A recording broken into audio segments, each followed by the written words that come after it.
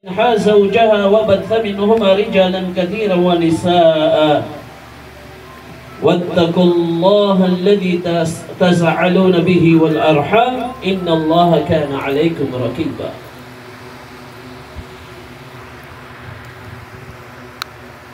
Katotohanan, ang lahat ng papuri ay naungkol lamang para kay Allah subhanahu wa ta'ala, na sa Kanya tayo humihingi ng tulong, sa Kanya rin tayo humihingi ng kapatawaran at ng gabay. Ganyan din tayo ay nagpapakupkup kay Allah subhanahu wa ta'ala laban sa kasamaan ng ating mga sarili at kasamaan ng ating mga gawa. Katiyakan ang sino mang pinagnubayan ni Allah ay walang makakapagligaw sa Kanya, at ang sino mang hinayaang maligaw ang Kanyang landas ay walang makakapatnubay sa Kanya maliban kay Allah subhanahu wa ta'ala. Ako ay sumasaksi na wala ng iba pang Diyos na karapat-dapat pagkukulan ng pagsamba maliban kay Allah subhanahu wa ta'ala, na walang kasama, walang katambal sa Kanyang pagka-Diyos. Ako rin ay sumasaksi na si Muhammad ang pinakahuling propeta, sugo ni Allah subhanahu wa ta'ala. Nawa ang kapayapaan ay itampok sa Kanya, maging yaon sa Kanya mga pamilya, sa Kanya mga kasamahan, sa mga propetang nangauna sa Kanya, at sa mga taong tumatahak at tatahak pa lang sa tuwid na landas hanggang sa huling araw. Mga kapatid, o mga Muslim, pinapayuhan ko kayo at ang aking sarili, gayon din ang inyong mga sarili, na naway matakot tayo kay Allah subhanahu wa ta'ala. Sapagkat sinabi ni Allah ang kataas-taasan, o kayong mga mananampalataya, katakutan ninyo si Allah ng totoo at tunay na pagkatakot sa pamamagitan ng pagsunod sa lahat ng Kanyang mga ipinag-uutos at paglayo sa Kanyang mga ipinagbabawal. Huwag ninyong hahayaan na kayo ay abutan ng kamatayan, o di kaya ay mamatay na nasa labas ng Islam, o di kaya ay hindi Muslim. Sinabi rin Allah subhanahu wa ta'ala, o sangkatauhan, katakutan ninyo ang inyong Panginoon na siyang lumikha sa inyo at lumikha sa isang tao, at ito ay si Adam alayhi salam. Mula sa kanya ay nilikha ang kanyang asawa, at ito ay si Hawa. Mula sa kanilang dalaway nilikha ang maraming kalalakihan at ng kababaihan. Katakutan ninyo si Allah, sapagkat sa Kanya kayo humihingi ng karapatan sa isa't isa, at huwag ninyong puputulin ang pagkakamag-anak o ang ugnayan sa sinapupunan. Sapagkat katiyakan si Allah ay lagi nang nagmamasid sa inyo. Kaya mga kapatid ko, maliwanag ang mga paalala na lagi nating naririnig, mga paalala na tila bagang lagi na lang nandoon sa ating mga pangdinig, sa magkabilang tainga ay laging naririnig itong mga paalala ito. At paulit-ulit na lang para sa ating mga Muslim. Pero pakakadaan, tayo ay mga Muslim na ang ibig sabihin, tayo ay mga tao na binigyan ng kalagayan bilang isang tao na nandoon yung pagkakamali, pagkukulang, kahinaan, hindi perpekto. Yun ang kalagayan natin mga tao. Alhamdulillahi Rabbil Alamin. Papuri para kay Allah subhanahu wa ta'ala. Kaya naman, ang ating pananampalataya ay binigyan tayo ng mga paalaala na lagi tayong binibigyan ng mga babala hinggil sa mga kaganapan sa mundong ito, magiging kaganapan pagdating sa kabilang buhay. Alhamdulillah. Mga kapatid ko, tapos na ang buwan ng Ramadan. Lahat ay nagkaroon ng Lahat ay nagkaroon ng kalayaan. Sino sila? Mga shayatin. Lahat sila nagkaroon ng kalayaan nila.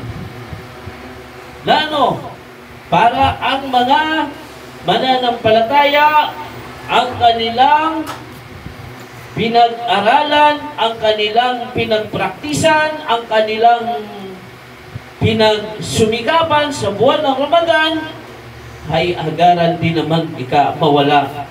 Kaya yan ang gusto ngayon ni Shaitan. Yan ngayon ang gagawin ni Shaitan. Dahil hindi hahayaan ni Shaitan na tayo ay maging malakas na mananampalataya kay Allah. Hindi hahayaan ni Shaitan na tayo ay marami ang magagawa ng mga pagsamba para kay Allah. Hindi hahayaan ni Shaitan pagkatapos ng buwan ng Ramadan, hindi niya hahayaan na maging madalas ang pagsasagawa natin ng sala. Noong buwan ng Ramadan, nagagawa natin ang mga pagdarasal na hindi natin nagagawa sa mga ordinaryong buwan. Kagaya ng Salatul Tarawih, hindi natin nagagawa yan kasi kailangan magkaroon ng Ramadan. Di ba? Then, kagaya ng Salatul Tahajjud, o yung Salatul Tahajjud, kahit hindi buwan ng Ramadan, kailangan natin, di ba? Kaya kailangan natin gawin niya kung kaya mo. Sunnah ni Propeta Muhammad sallallahu alaihi wasallam, at yan yung panahon na kinakausap natin si Allah at kakausapin tayo ni Allah. Alam natin yan, di ba?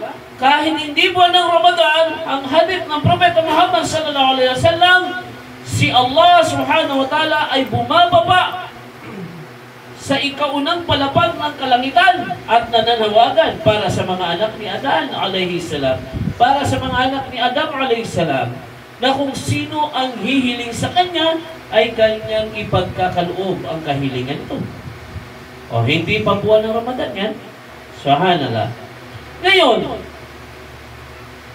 nakapagtataka na pagkatapos ng Ramadan, may mga Muslim na hindi na nila kayang gawin na magsala ng Salatul Tahajjud. Kasama na tayo doon, mga kapatid. Hindi natin alam kung magagawa pa natin yung mga bagay na ito. Di ba? Subhanallah. Pero pakatandaan natin, dumaan ang buwan ng Ramadan para i-training tayo sa ating pananampalataya. Hindi yung pagkatapos ng Ramadan, yung pinagsumikapan, pinagtrainingan natin, ay tapos na rin. Subhanallah. Tinuruan lang tayo ng buwan ng Ramadan na yan. Tinuruan lang tayo kung paano tayo makitungo ng maayos kay Allah subhanahu wa ta'ala.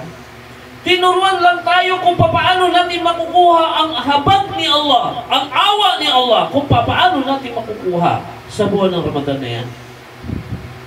Pero hindi ibig sabihin pagkatapos niya, tapos na rin ang mga katuruan na makukuha natin sa nagdaang Ramadan na ito. Subhanallah, mga kapatid ko. Ngayon, kinakailangan maging handa ang isang Muslim. Dahil sabi ni Allah subhanahu wa ta'ala, A'udhu billahi minasyaitanir rajim, Ya ayyuhalladhina amanu, udkhulul fi silmi qafa. O kayong mga mananampalataya, pumasok kayo sa Islam ng kumpleto, ganap. Ganap, pinapapasok tayo ni Allah. Hindi yung pumasok ka lang sa Islam, pinag-aralan mo lang ng kumpleto yung Islam dahil sa buwan ng Ramadan. Ang buwan ng Ramadan ay isang buwan lamang na kung saan dyan ibinaba ang banal na Quran. Buwan ng Ramadan na kung saan dyan lang natin kukunin kung paano tayo magiging masumikap, maging masipag na Muslim sa mga pagsamba kay Allah kahit hindi na buwan ng Ramadan. So itinuro lang sa atin ang buwan ng Ramadan na yan na lumipas kung paano tayo gagawa ng mga ibada pagsamba natin kay Allah.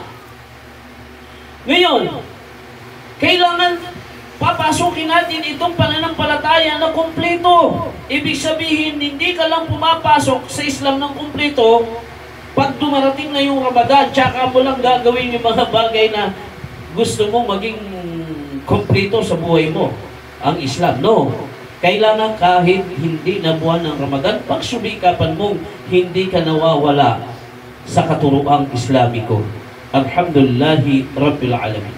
Ngayon, pinaalala sa atin ni Allah na mayroong mga agaw sa lahat ng gagawin nating kabutihan. Ginawa natin noon, nung buwan pa ng Ramadan at nung mga wala pang buwan ng Ramadan hanggang ngayon. At sa darating pa, agawin sa atin yung mga gawa nating kabutihan. Kaya pakahigpitan natin, huwag nating hahayaan na hindi mahigpit ang pangahawak natin sa mga gawa nating kabutihan na yan. Hindi nagiging mabait at nagiging matulungin ka lang, nagiging mapagsadaka o mapagbigay ng kawang-gawa pagdating ng Ramadan. Although, sinabing pinakamainam na pagsasadaka o pagkakawang-gawa sa buwan ng Ramadan. Pero hindi. Tinuruan lang tayo kung paano tayo maging mabuting Muslim. Paano tayo magkakawang-gawa, paano tayo magsasadaka. Tinuruan lang tayo ng buwan ng Ramadan na lumipas. Ngayon, pagkatapos, huwag kang maging madamot na. Ha? Maging aral na sa iyo yung buwan ng Ramadan kung paano kanya tinuruan na maging palasadaka. Ha? Mapagkawang gawa. Huwag mong pakikinggan si Shaitan. Huwag mong sabihin tapos ng Ramadan, tapos na rin ang pagsasadaka. Allahu Akbar. Sabi ni Allah Subhanahu wa Ta'ala, وَلَا تَتَّبِعُوا خُطُوَاتِ الشَّيْطَانِ إِنَّهُ لَكُمْ عَدُوٌّ مُبِينٌ. Adu'ong mubin.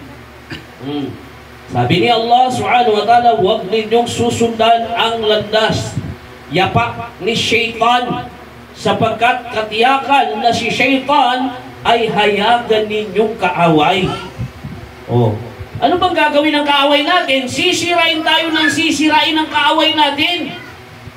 Hindi naman tayo gagawin mabuti ng kaaway natin. Lahat ng magiging kaaway mo, tiyak, sisirain ka niya ng sisirain.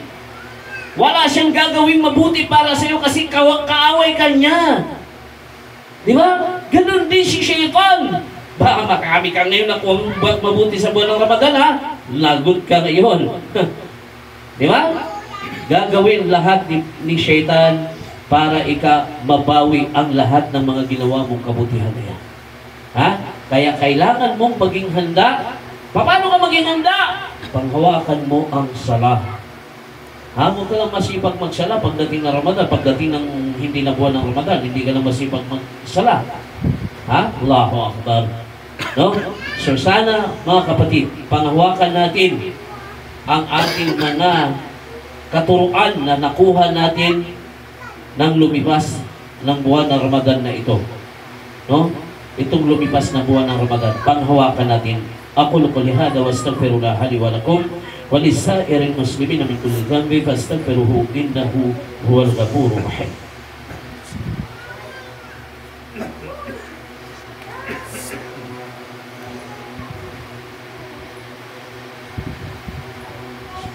الحمد لله رب العالمين. الصلاة والسلام على رسول الله وعلى آله وصحبه أجمعين. Mga kapatid ko, alhamdulillah, lumipas na ang buwan ng Ramadan at tayo ngayon ay nasa buwan ng Shawwal. Ibig sabihin, mayroon pa tayong mapagkukunan ng reward. Isa pang malaking reward na makukuha natin. Ano yon? Yung 6 na araw na pag-aayuno na voluntary. Sunnah ni Propeta Muhammad sallallahu alaihi wasallam. 6 na araw. No?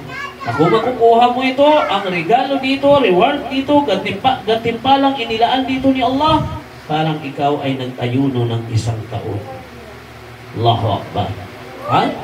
So marami tayong pwedeng pagkunan ngayon ng reward, gantimpala, kaya huwag natin puputulin ang pagkuha ng gantimpala. Hindi yung kukuha lang tayo ng gantimpala pagkatapos ng buwan ng Ramadan. Marami pa tayong kukuhanan ng kabutihan.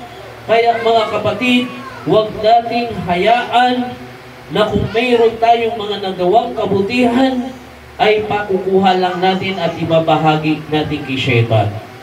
Ha? Tandaan natin, si Shaitan ay tatanggi at tatanggi sa atin. No?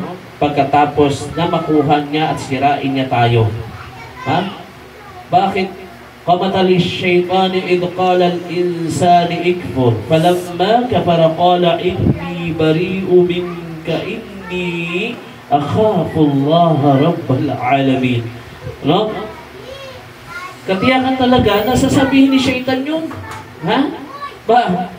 Tatawanan tayo ni Shaitan pagkatapos na makuha niya yung mga gawa nating kabutihan.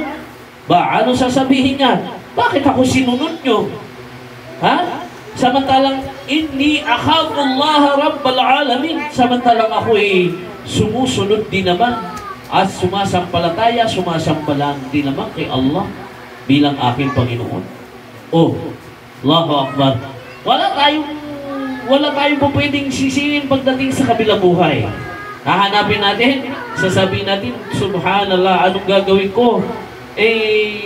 Si Shaitan kasi, tinukso ako.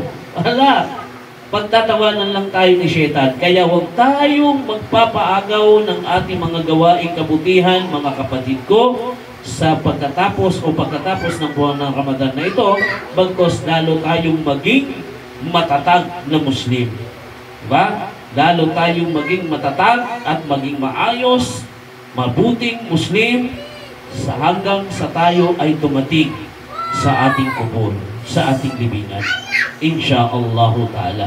Hilingin natin kay Allah subhanahu wa ta'ala nawa, bawian tayo ng buhay sa panahon na tayo ay naging mabuting Muslim.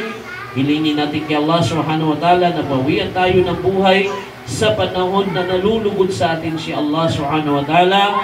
Hilingin natin kay Allah subhanahu wa ta'ala na ilayo tayo mula sa pagkapahamak kay Shaitan.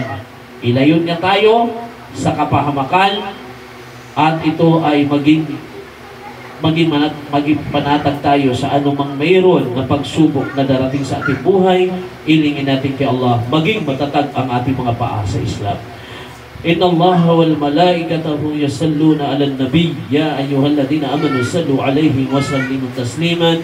Allahumma salli ala Muhammadin wa ala alihi Muhammad kama sallaita ala Ibrahim wa ala ali Ibrahim innaka Hamidum Majid.